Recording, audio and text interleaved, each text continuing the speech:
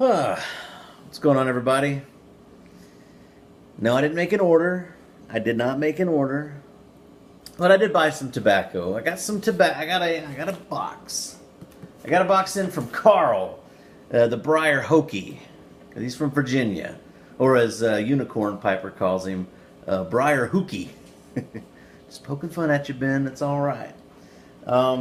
Carl had come across kind of some tobacco that from an old brick and mortar store with like some leftover stock, and he asked me if I wanted to buy some. So I was like, yeah, let's do it, because stuff was pretty well aged.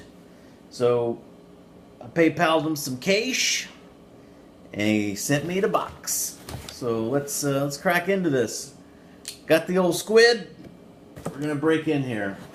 Now, and I'll link to Carl's channel in the bucket, but I first came in contact with him on Instagram in September. I was actually in Nashville, and it was actually that Saturday night when we were meeting at the Smoky Cigar 2, and I was pretty heavily that night, but I had just gotten back to my brother's apartment, and he started messaging me over Instagram, and I, just pleasantries, and it was fine. And then the next day, Carl was like, "Hey man, it was good to meet you last night."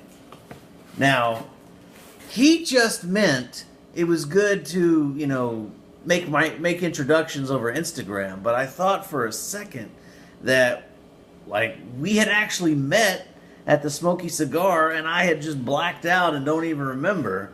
So that's not what happened. I didn't have that much to drink.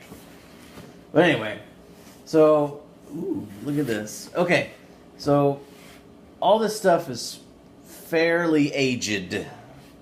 So let's have a look. There was some Freiburg and Trier tins. This is cut blended plug. It's just a red Virginia. I haven't had this one, but they had them available, so I got 3 of them. Thank you, Carl. And then there is a straight Virginia that Freiburg and Trier makes.